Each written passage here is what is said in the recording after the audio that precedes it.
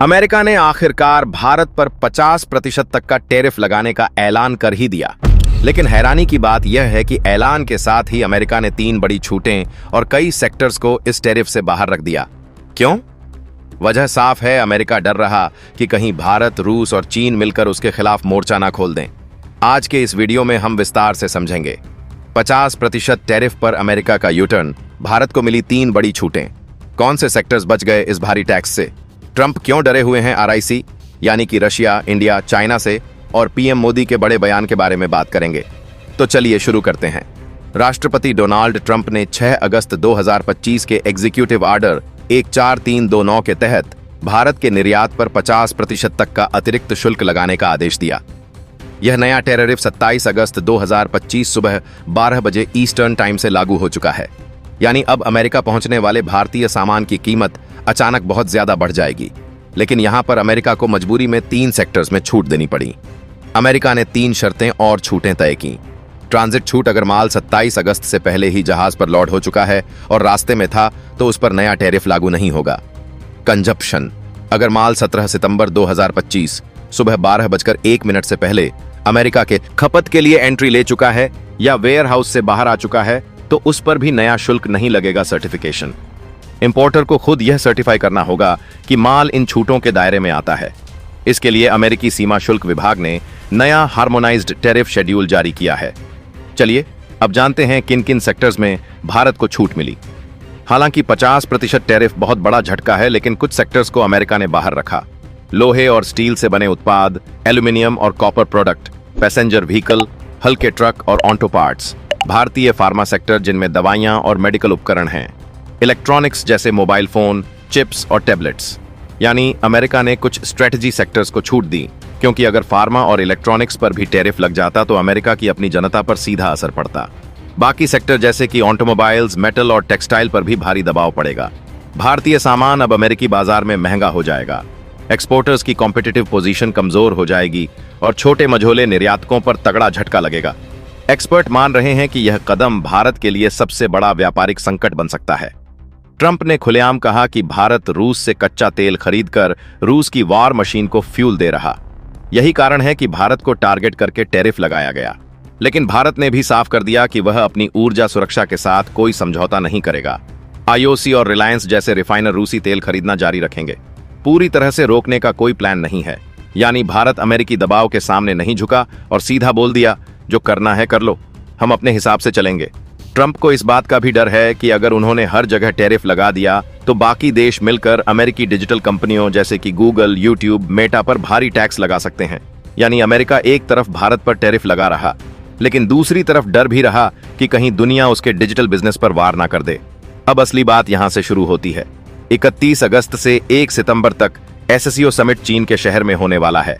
इसमें रूस के राष्ट्रपति पुतिन और भारत के प्रधानमंत्री नरेंद्र मोदी शामिल होंगे। 20 से ज्यादा देशों के लीडर्स मौजूद रहेंगे। यह पीएम मोदी का 7 साल बाद चीन का दौरा है और यही अमेरिका की सबसे बड़ी टेंशन है। अगर भारत, रूस और चीन यानी कि आरआईसी एक साथ आ गए तो एशिया में अमेरिका की पकड़ कमजोर हो जाएगी। वैसे एक रैली में पीएम मोदी ने साफ कहा, यह मुश्किल समय जरूर है, लेकिन भारतीय कंपनियों ने हमेशा संकटों का मुकाबला किया है और आगे भी करेगी। यानी भारत टैरिफ से घबराने वाला नहीं है। अब जान लेते हैं अमेरिका ने यूटर्न क्यों लिया। स्पष्ट है कि अमेरिका ने पूरी तरह से भारत को निशाना नहीं बनाया। कई सेक्टर्स को छूट दी गई। अमेरिकी एम्बेसी भी बयान दे रही है कि संबंध खराब नहीं होने वाले हैं। अमेरिका चाहता है कि भारत चीन और रूस के पाले में पूरी तरह ना जाए। यानी टैरिफ लगाना मजबूरी थी, लेकिन छूट देकर अमेरिका ने अपना यूटर्न दिखा दिया है। खैर, साफ है कि यह टैरिफ सिर्फ ट्रेड वॉर नहीं बल्कि जियोपॉलिटिकल गेम भी है। अमेरिका दबाव डाल रहा, भारत अपनी ऊर्जा सुरक्षा के लिए खड़ा है और चीन रूस फैक्टर इसे और तगड़ा बना रहे हैं। ट्रंप ने जो करना था वह कर दिया। अमेरिका की तरफ से आधिकारिक नोटिस आ चुका है कि 27 अगस्त से भारत पर 50% तक का टैरिफ लागू हो चुका है। यह भारत के लिए मुश्किल वक्त है, लेकिन ऐसे समय में भारत के साथ आकर खड़ा हुआ भारत का पुराना और भरोसेमंद दोस्त रूस। व्लादिमीर पुतिन की सरकार ने भारत के लिए 2 बड़े ऐलान कर डाले। पहला, भारत के लिए स्पेशल पेमेंट और लॉजिस्टिक मैकेनिज्म, ताकि रूसी तेल का फ्लो बिल्कुल ना रुके। दूसरा, भारत को अपने बाजार में प्रवेश देना, यानी कि भारतीय सामान अब रूस में और आसानी से आएंगे और वहां बेचे जाएंगे।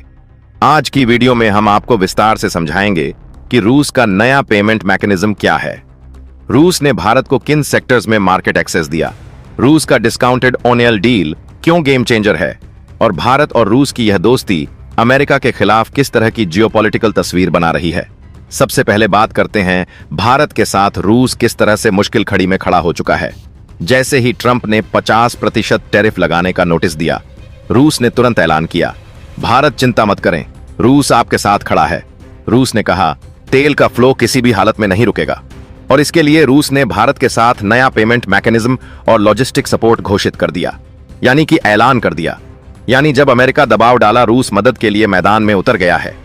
अब 24 अगस्त को रूस ने बड़ा ऐलान किया था, जो हमने भारत तक पर आपको दिखाया भी था कि भारत को उनकी मार्केट में एक्सेस मिलेगा। अब तक सिर्फ बातचीत हो रही थी, लेकिन अब सेक्टर्स की लिस्ट भी सामने आ चुकी। इनमें ऑटोमोबाइल, इलेक्ट्रॉनिक, आईटी गुड्स और कंज्यूमर प्रोडक्ट शामिल हैं। यानी अगर अमेरिका भारत के सामान को महंगा कर देता है तो रूस उन सामानों के लिए अपना बाजार खोल देगा। इंडियन एम्बेसडर ने भी कंफर्म किया कि सितंबर या फिर साल के अंत तक भारत रूस ट्रेड के नए आंकड़े सामने आ जाएंगे। भारत और रूस अब यूएस डॉलर को बाईपास करने की तैयारी में आ चुके हैं, क्योंकि ट्रंप ने अपनी चाल चल दी है और पूरी दुनिया के सामने भारत के खिलाफ अपनी शर्तें रख दी हैं। इसके लिए भारत और रूस ने अब 2 बड़े कदम उठाने की सोची है। पहला है रूसी रूबल मैकेनिज्म, जो पहले से मौजूद था, लेकिन और सरल बनाया जाएगा और अमेरिका के सामने उसे खुलकर चलाया जाएगा। आरबीआई ने नया सर्कुलर जारी किया है। अब रूस की कंपनियां भारत में आकर सीधे स्पेशल रूपी वस्त्रों अकाउंट्स खोल सकती हैं। पहले इसके लिए आरबीआई से अप्रूवल लेना होता था, अब यह प्रोसेस खत्म कर दिया गया है। दूसरा है बार और मल्टी करेंसी सिस्टम। अगर भारत डॉलर में पेमेंट नहीं करना चाहता तो रूस अन्य करेंसी भी लेने के लिए तैयार है, जैसे रूबल, यूएई, दिरहम और चीनी युआ, और इसके साथ ही साथ रुपए में भी व्यापार करने के लिए तैयार है। इतना ही नहीं, भारत चाहे तो तेल के बदले सामान भेज सकता है, जैसे फार्मा, मशीनरी और कंज्यूमर गुड्स। यह कदम साफ दिखाता है कि भारत और रूस मिलकर अमेरिका के डॉलर हेजेमनी को सीधी चुनौती दे रहे हैं। रूस पहले से ही भारत को डिस्काउंटेड कच्चा तेल बेच रहा था। अब रूस ने 5 से 7% का और डिस्काउंट देने का ऐलान कर अमेरिका की नींद उड़ा दी और अमेरिका को बता दिया कि भारत पर वार करोगे तो वह वार सीधा रूस पर लगेगा, और रूस क्या करेगा, उसका पलटवार करेगा। भारत की पॉलिसी हमेशा रही है कि तेल वहीं से खरीदा जाए जहां से सस्ता और भरोसेमंद सप्लाई मिले। इसलिए अमेरिका के टैरिफ दबाव का कोई असर नहीं होगा, क्योंकि भारत को रूस से सस्ता तेल, लोकल करेंसी में ट्रेड और नॉन-स्टॉप लॉजिस्टिक सपोर्ट मिल रहा है। रूस ने भारत को भरोसा दिलाया कि लॉजिस्टिक सपोर्ट उनकी जिम्मेदारी होगी। रूस के पास खुद का बड़ा शिपिंग फ्लीट है। पश्चिमी प्रतिबंधों के बावजूद रूस अब तक तेल सप्लाई में अडिग रहा है। रूस ने साफ कहा है कि हमारे शिप्स पर कोई रोक नहीं लगा सकता, यानी भारत के लिए तेल की सप्लाई लाइन अब और सुरक्षित हो गई है। कुल मिलाकर भारत रूस की इस साझेदारी के कई बड़े असर हैं। अमेरिका का डॉलर डोमिनेंस चुनौती के घेरे में आ गया है। भारत और रूस अब अपनी करेंसीज पर निर्भर होकर ट्रेड करेंगे। रूस ने भारत को सस्ता तेल और मार्केट एक्सेस देकर यह दिखा दिया कि वो भारत का रिलायबल दोस्त है। अमेरिका चाहता था कि भारत दबाव में आकर रूस से दूरी बना ले, लेकिन हो गया उल्टा, भारत और रूस और करीब आ चुके हैं। खैर, मुश्किल वक्त में ही असली दोस्त की पहचान होती है, और एक बार फिर रूस ने अपनी पहचान, अपना प्रमाण दुनिया के सामने दे दिया है कि वो भारत का पक्का यार है। ट्रंप ने भारत पर 50% का टैरिफ लगाया, लेकिन पुतिन तुरंत भारत की मदद के लिए आगे आ गए।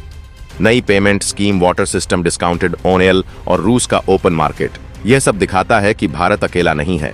तो अब भारत और आईएमएफ ने मिलकर एक नई दांव चली है, जिससे अमेरिका घुटनों पर आ गया है, क्योंकि यह मामला केवल किसी एक देश या किसी एक व्यापारिक समझौते का नहीं, बल्कि पूरी वैश्विक अर्थव्यवस्था का बन चुका है। और जब से अमेरिका ने भारत के ऊपर भारी भरकम टैरिफ लगाया है और उसी के साथ अन्य देशों पर भी टैरिफ की मार शुरू कर दी है, तभी से यह साफ दिखने लगा है कि अमेरिका की यह नीति अब दुनिया को उसके खिलाफ खड़ा कर रही है। जहां पहले केवल भारत इसका विरोध करता दिख रहा था, वहीं धीरे धीरे कई बड़े देश भारत के साथ जुड़ गए और उन्होंने अमेरिका के इस रवैये को चुनौती देना शुरू कर दिया।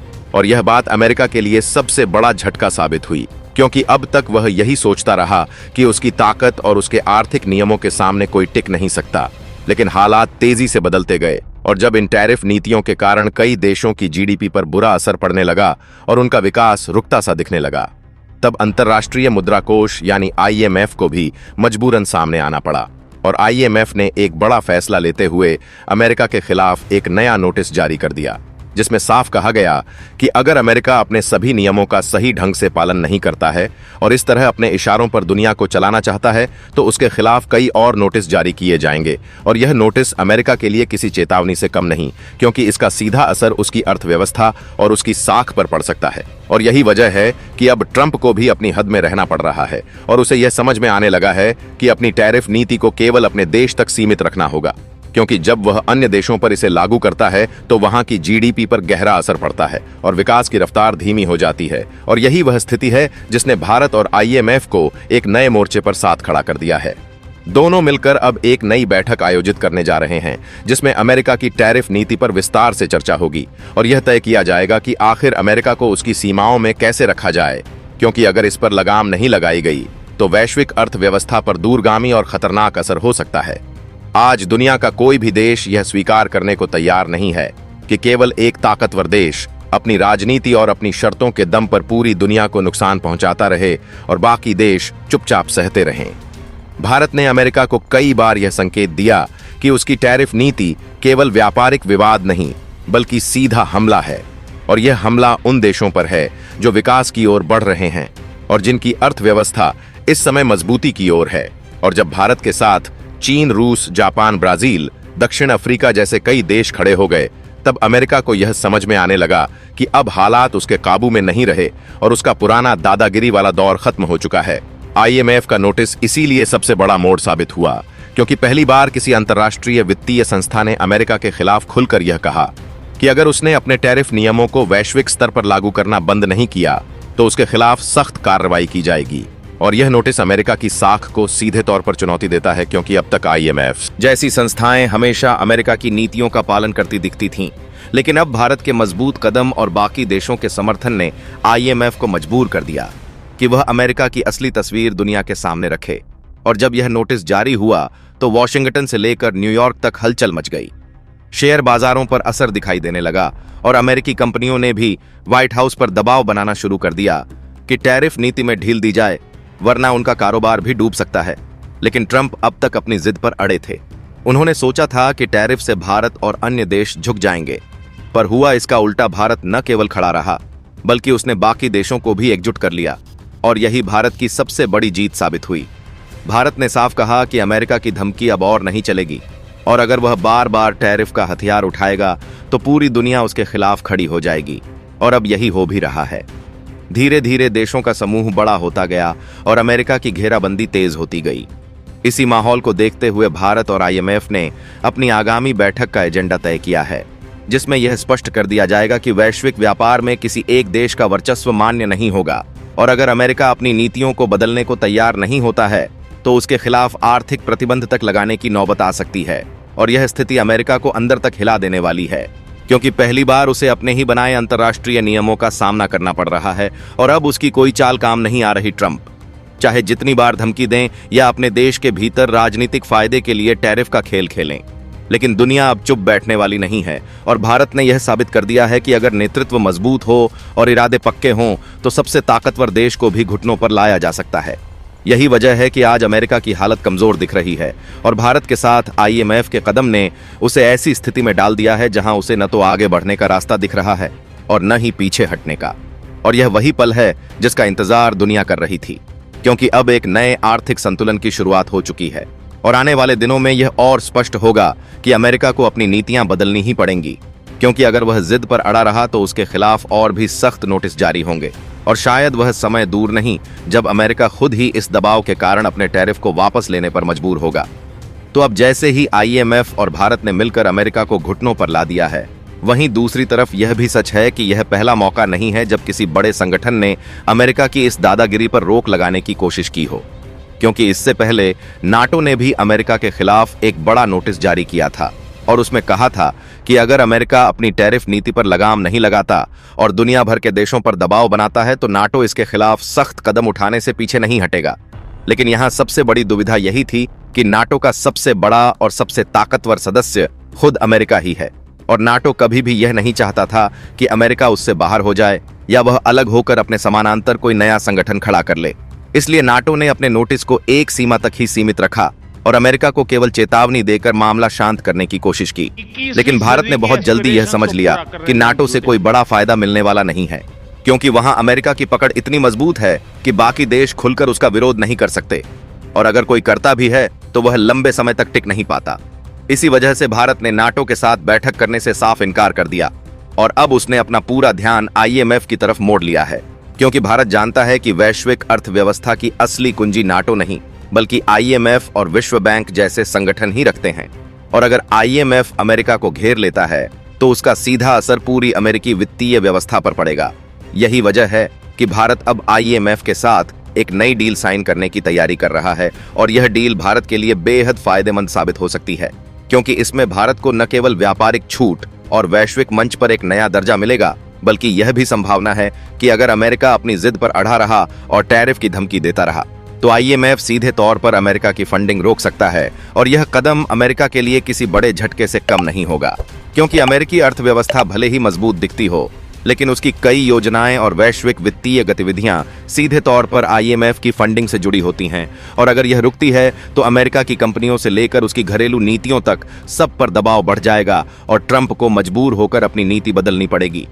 भारत का यह फैसला इसलिए भी महत्वपूर्ण है क्योंकि उसने यह दिखा दिया कि अब वह केवल चेतावनियों पर भरोसा नहीं करेगा, बल्कि ऐसे संगठनों से हाथ मिलाएगा जिनके पास असली शक्ति है और जो अमेरिका की जिद के सामने खड़े होने की हिम्मत रखते हैं। आने वाले दिनों में भारत और IMF की यह साझेदारी वैश्विक राजनीति और अर्थव्यवस्था की तस्वीर बदल सकती है, और अगर सचमुच अमेरिका के लिए फंडिंग रोकने का फैसला लिया जाता है तो यह वह पल होगा जब पूरी दुनिया देखेगी कि एक समय पर जिसे हर संस्था अपना मालिक समझती थी, वही अमेरिका अब संस्थाओं की कठपुतली बन चुका है और उसे अपने ही बनाए नियमों से बंधना पड़ रहा है। तो अब जैसे ही IMF ने भारत के साथ मिलकर अमेरिका के खिलाफ बड़ा कदम उठाया है, वैसे ही यह कहना गलत नहीं होगा कि इस फैसले ने अमेरिका को सचमुच घुटनों पर ला दिया है, क्योंकि आज जिस तरह भारत ने हर तरफ से अमेरिका की घेराबंदी कर दी है, उसके सामने ट्रंप के पास अब झुकने के अलावा कोई विकल्प नहीं बचा है, और यह वही स्थिति है जिसकी कल्पना भी कभी वॉशिंगटन ने नहीं की थी। अमेरिका हमेशा यही मानकर चलता था कि उसकी ताकत और उसका प्रभाव इतना बड़ा है कि कोई भी संगठन उसके खिलाफ खड़ा नहीं हो सकता, लेकिन जब भारत ने एक एक करके सारे अंतर्राष्ट्रीय मंचों पर उसका असली चेहरा उजागर किया तो धीरे धीरे उसकी चमक फीकी पड़ने लगी, और नतीजा यह हुआ कि अब अमेरिका भारत के सामने गिड़गिड़ाने के लिए मजबूर हो चुका है, क्योंकि अगर भारत का समर्थन नहीं मिलता तो वैश्विक व्यापार और अर्थव्यवस्था में उसका अकेले टिक पाना नामुमकिन है। यही वजह है कि आज अमेरिकी राष्ट्रपति बार बार बयान बदल रहे हैं और भारत को मनाने के लिए हर संभव कोशिश कर रहे हैं, लेकिन भारत अपनी स्थिति पर डटा हुआ है और उसने साफ कह दिया है कि अब किसी भी दबाव की राजनीति नहीं चलेगी। जब भारत ने अमेरिका की टैरिफ नीति का खुला विरोध किया तो पहले IMF सामने आया, फिर नाटो ने भी मजबूरी में अमेरिका पर नोटिस जारी किया, और इसके बाद ब्रिक्स और RIC जैसे संगठन भी भारत के पक्ष में खड़े हो गए। और यही वह मोड़ था जिसने पूरी तस्वीर बदल दी, क्योंकि इन संगठनों के पास न केवल आर्थिक बल्कि राजनीतिक और रणनीतिक ताकत भी है, और जब ये सारे संगठन एक साथ आ गए तो अमेरिका का कोई भी दांव चलना बंद हो गया और वह धीरे धीरे अकेला पड़ता चला गया। आज हालत यह है कि जिन देशों को कभी अमेरिका अपनी ताकत से बांधे रखता था, वही अब उससे दूरी बनाने लगे हैं, और किसी भी बड़े देश ने अमेरिका का साथ देने की हिम्मत नहीं दिखाई, क्योंकि सबको यह समझ आ गया कि अगर उन्होंने ट्रंप का साथ दिया तो उनकी अर्थव्यवस्था भी तबाह हो जाएगी और वे भी टैरिफ की मार झेलने पर मजबूर हो जाएंगे। इसी वजह से आज अमेरिका का बाजार बुरी तरह गिर चुका है। उसकी GDP में लगातार गिरावट दर्ज की जा रही है और दुनिया भर के निवेशक अब सुरक्षित ठिकाने की तलाश में भारत और एशियाई देशों की ओर रुख कर रहे हैं। इस बदलाव ने अमेरिका को भीतर तक हिला दिया है और यह साफ हो गया है कि केवल टैरिफ की धमकी देकर अब वह दुनिया को नहीं झुका सकता, बल्कि अब उसे वही करना होगा जो वैश्विक संस्थाएं और भारत जैसे देश तय करेंगे। यही कारण है कि ट्रंप बार बार नई घोषणाएं कर रहे हैं, लेकिन उनमें न तो भरोसा झलकता है और न ही ताकत, क्योंकि भारत और IMF का दबाव इतना बढ़ चुका है कि अमेरिका को हर हाल में पीछे हटना पड़ेगा, और अगर उसने ऐसा नहीं किया तो ब्रिक्स और RIC जैसे संगठन उसके खिलाफ और भी कड़े कदम उठा सकते हैं, जिनसे अमेरिकी बाजार और कंपनियां पूरी तरह धराशायी हो सकती हैं। और यही डर आज ट्रंप को भारत के सामने झुकने पर मजबूर कर रहा है। और जब से यह घटनाक्रम शुरू हुआ है, तब से अमेरिकी मीडिया से लेकर अंतर्राष्ट्रीय विश्लेषक तक इस बात को मानने लगे हैं कि भारत ने पहली बार अपने दम पर दुनिया की सबसे ताकतवर ताकत को घुटनों पर ला दिया है। और यह कोई साधारण बात नहीं है, बल्कि आने वाले समय का संकेत है कि अब वैश्विक नेतृत्व बदलने वाला है, क्योंकि जिस दुनिया में कभी केवल अमेरिका की आवाज गूंजती थी, आज उसी दुनिया में भारत की नीतियां और उसके फैसले सुर्खियां बन रहे हैं और बाकी देश भी भारत के साथ खड़े होने को मजबूर हो गए हैं। इसी सिलसिले में जब नाटो ने अमेरिका पर नोटिस जारी किया था तो उम्मीद थी कि शायद इससे ट्रंप डरेंगे, लेकिन क्योंकि नाटो का मुख्य सदस्य खुद अमेरिका है, इसलिए वहां से अमेरिका पर दबाव ज्यादा देर तक नहीं टिक सका। नाटो के कई देश भी डरते रहे कि कहीं अमेरिका संगठन से बाहर न चला जाए, और अगर ऐसा होता तो उनकी सुरक्षा और रणनीतिक स्थिति पर खतरा मंडरा जाता। इसलिए नाटो का नोटिस केवल औपचारिक बनकर रह गया और अमेरिका ने उसे गंभीरता से नहीं लिया।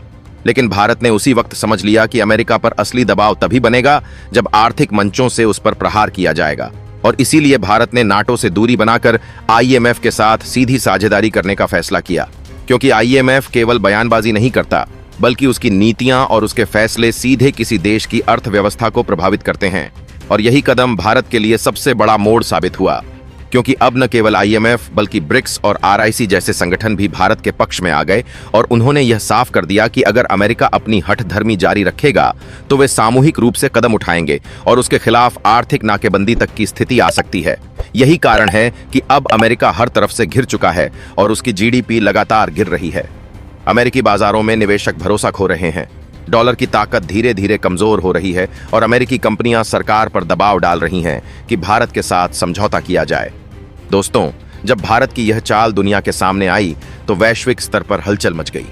व्हाइट हाउस के गलियारों में खामोशी छा गई थी, लेकिन इस खामोशी के पीछे छिपा था एक गहरा डर। यह डर केवल भारत की आर्थिक नीतियों से नहीं, बल्कि उसकी उस रणनीति से था जिसमें वह ऊर्जा, रक्षा और तकनीक के मोर्चे पर एक के बाद एक नए गठबंधन कर रहा था।